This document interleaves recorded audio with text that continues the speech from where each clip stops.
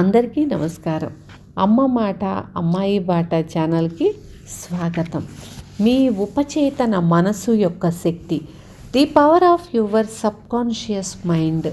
చివరి వరకు విని లైక్ చేసి షేర్ చేయండి. మొదలు పెట్టుకుందామా? అతను తన కలను ఎలా నిజం చేసుకున్నాడు? ఒక సినిమా నటుడు తను కొంచెమే చదువుకున్నానని, కానీ చిన్ననాటి నుండి గొప్ప నటుడు అవ్వాలని కలలు కనేవాడినని నాతో చెప్పాడు. పొలంలో పనిచేసేటప్పుడు, పశువులను తోలుకెళ్ళేటప్పుడు, పాలు పిండుతున్నప్పుడు కూడా నేను ఎప్పుడూ నా పేరును ఒక్క థియేటర్ బయట పెద్ద పెద్ద అక్షరాల్లో ఊహించుకునేవాణ్ణి అని తెలిపాడు. ఈ పని చేస్తూ వచ్చాను. చివరకు నేను ఇల్లు వదిలాను. కదిలే చిత్రాల రంగంలో ఎక్స్ట్రాగా వేషాలు సంపాదించుకున్నాను. చివరికి ఆ రోజు రానే వచ్చింది. నా పేరు పెద్ద లైట్ల వెలుగులో కనిపించింది. సరిగ్గా నేను చిన్నప్పుడు ఊహించుకున్నట్లే ఉంది. అతను ఇంకా ఇలా అన్నాడు: దీర్ఘకాలం నిరంతరాయంగా ఊహల శక్తి విజయాన్ని నేను ఎంతో బాగా అర్థం చేసుకున్నాను అని. అతని కలల ఫార్మసీ, మందుల దుకాణం నిజమయ్యింది. ఇంకొక వ్యక్తి గురించి, 30 ఏళ్ల క్రితం నాకు ఒక యువ మందుల వ్యాపారి పరిచయమయ్యాడు అని రచయిత చెప్తున్నారు. అతను వారానికి $40తో పాటు అమ్మకాల మీద కొంత డబ్బు దొరికేది. 25 ఏళ్ల తరువాత నాకు పింఛన్ దొరికి విరమించుకుంటున్నాను అన్నాడు. దానికి నేను, మీకంటూ ఒక దుకాణం ఎందుకు కొనుక్కోకూడదు అన్నాను. ఈ ప్రదేశం నుండి బయటకు రా, నీ దృష్టిని పెంచుకో, నీ పిల్లల కోసం కలలు కను. నీ కుమారుడు వైద్యుడు కావచ్చు, నీ కుమార్తె గొప్ప సంగీత కళాకారిణి కావచ్చు. అతని జవాబు డబ్బు లేదు. అతనొక వాస్తవానికి మేలుకున్నాడు. అతను నిజమని అనుకున్నది దేన్నైనా నిజం చేసుకోవచ్చు.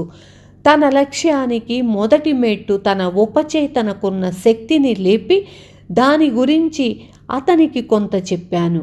రెండవ మెట్టు తన ఉపచేతనలో ఒక స్పష్టమైన ఆలోచనను తెలియచెయ్యగలిగితే దాన్ని నిజం చెయ్యగల శక్తి ఉపచేతనకు ఉంటుందనే విషయాన్ని అతను గ్రహించటం. అతను సొంత దుకాణంలో ఉన్నట్లు ఊహించుకున్నాడు. మనసులో మందు సీసాలను ఎలా సర్దించాలో ఊహించుకున్నాడు. ప్రిస్క్రిప్షన్లను ఎలా వ్రాయాలో, తన క్రింద పనిచేసేవారు వినియోగదారుల కోసం వేచి ఉన్నట్లు అతను ఊహించుకున్నాడు. తనకి ఒక పెద్ద బ్యాంకు బ్యాలెన్స్ ఉండటం కూడా అతనికి కనపడింది. మానసికంగా అతను ఊహించుకున్న ఆ దుకాణంలో పనిచెయ్యసాగాడు. ఒక మంచి నటుడిలా ఆ పాత్రను చక్కగా పోషించాడు. నేను అలా ఉన్నట్లు నటిస్తే నేను ఆ వ్యక్తినే అయిపోతాను.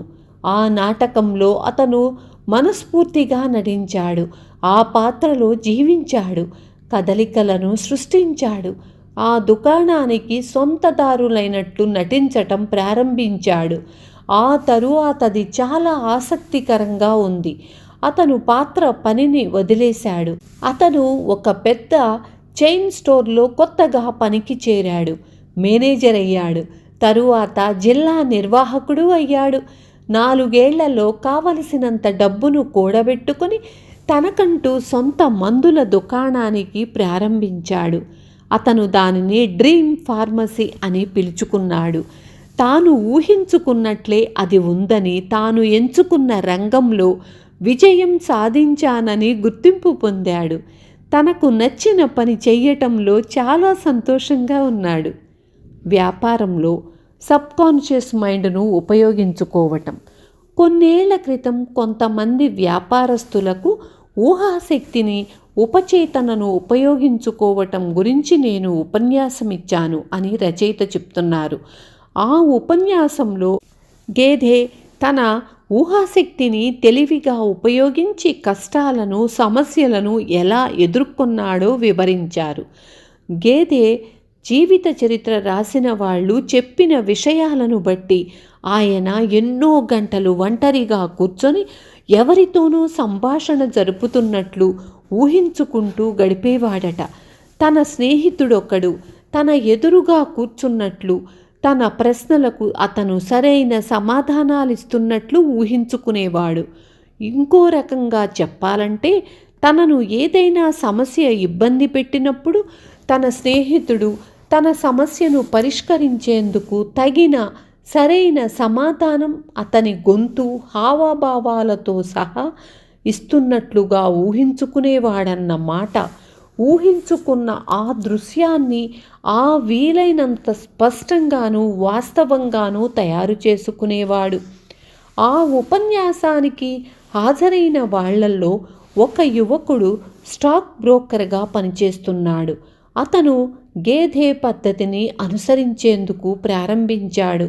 అతను మానసికంగానూ ఊహలలోనూ కోటీశ్వరుడైన తన స్నేహితునితో సంభాషణలు చేసేవాడు.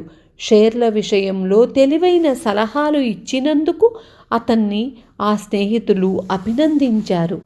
ఈ ఊహా సంభాషణను చాలా నాటకీయంగా తన మనసులో ఒక నమ్మకం కుదిరేదాకా కొనసాగించాడు.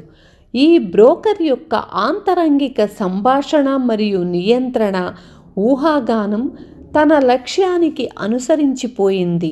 తన క్లయింట్లకు మంచి పెట్టుబడులను పెట్టేందుకు సాయపడాలని, డబ్బు సంపాదించి పెట్టాలని, తన సలహాలతో ఆర్థికంగా వాళ్ళు అభివృద్ధిని సాధించాలన్నది అతని లక్ష్యం. తన వ్యాపారానికి సబ్కాన్షియస్ మైండ్ సాయం తీసుకుంటూ తన రంగంలో అద్భుతమైన విజయాలను సాధిస్తున్నాడు. 16 ఏళ్ల కుర్రాడు ఓటమిని గెలుపుగా మార్చుకున్నాడు. ఎలాగో తెలుసుకుందాం. ఉన్నత పాఠశాలలో చదువుతున్న 16 ఏళ్ల కుర్రవాడొకడు నాకు చాలా తక్కువ అంకెలు వస్తున్నాయి అని అన్నాడు. నా జ్ఞాపక శక్తి తగ్గిపోతూ వస్తున్నది. నాకేమీ అర్థం కావటం లేదు. అతనిలో ఉన్న ఒకే ఒక్క బలహీనత అతని వైఖరి అని తెలుసుకున్నాను. అతనికి తన చదువు మీద శ్రద్ధ లేదు. కొంతమంది ఉపాధ్యాయులంటే, తోటి విద్యార్థులంటే కోపం. నేను సబ్కాన్షియస్ మైండ్ను ఎలా ఉపయోగించుకోవాలో అతనికి నేర్పాను. చదువులలో ఎలా రాణించాలో నేర్పాను.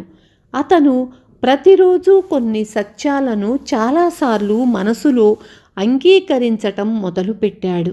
ముఖ్యంగా రాత్రిళ్ళు నిద్రపోయే ముందు, ప్రొద్దున్నే నిద్రలేచిన వెంటనే సబ్కాన్షియస్ మైండ్కు ఆలోచనలను అందించేందుకు ఇదే అన్నింటికన్నా ఉత్తమమైన సమయం. అతను ఈ క్రింది విధంగా రూఢీగా చెప్పుకోవటం ప్రారంభించాడు. నా సబ్కాన్షియస్ మైండ్ జ్ఞాపకాలకు భాండాగారమని నేను అర్థం చేసుకున్నాను. నా ఉపాధ్యాయులు చెప్పేవి, నేను చదివేవన్నీ అక్కడ పొందుపరచబడి ఉంటాయి. నాకు చక్కటి జ్ఞాపక శక్తి ఉంది. నా సబ్కాన్షియస్ మైండ్కున్న అనంతమైన మేధస్సు పరీక్షల్లో నేను తెలుసుకోవలసిన విషయాలన్నింటినీ నిరంతరం నాకు వెల్లడి చేస్తూనే ఉంది. ఆ పరీక్షలు మౌలిక పరీక్ష అయినా సరే, రాత పరీక్ష అయినా సరే, నా టీచర్ల పట్ల, తోటి విద్యార్థుల పట్ల నాకు ప్రేమ, సహృద్భావము ఉన్నాయి. వాళ్లకు ఎల్లప్పుడూ విజయాలు లభించాలని, అంతా మంచే జరగాలని మనసారా కోరుకుంటున్నాను. ఈ కుర్రాడు ముందు ఎన్నడూ అనుభవించేంత స్వేచ్ఛను ప్రస్తుతం అనుభవిస్తున్నాడు. అతనికి అన్ని సబ్జెక్టుల్లోనూ ఫస్ట్ మార్కులే వస్తున్నాయి. తన చదువులో రాణించటం చూసి తన తల్లిదండ్రులు, టీచర్లు అతనిని అభినందిస్తున్నట్లు అతను ఎప్పుడూ ఊహించుకుంటూ ఉంటాడు. విన్నారు కదా మన సబ్కాన్షియస్ మైండ్ చేసే వింతలు విడ్డూరాలు. సబ్కాన్షియస్ మైండ్ను మనం ఉపయోగించుకొని మనం ఎన్ని అద్భుతాలను సాధించవచ్చు. ఇది అది అని లేదు, దేన్నైనా మనం సాధించుకోవచ్చు, పొందొచ్చు, అనుభవించవచ్చు. ఉంటాను. రేపు మళ్ళీ మీ ముందుకు వస్తాను.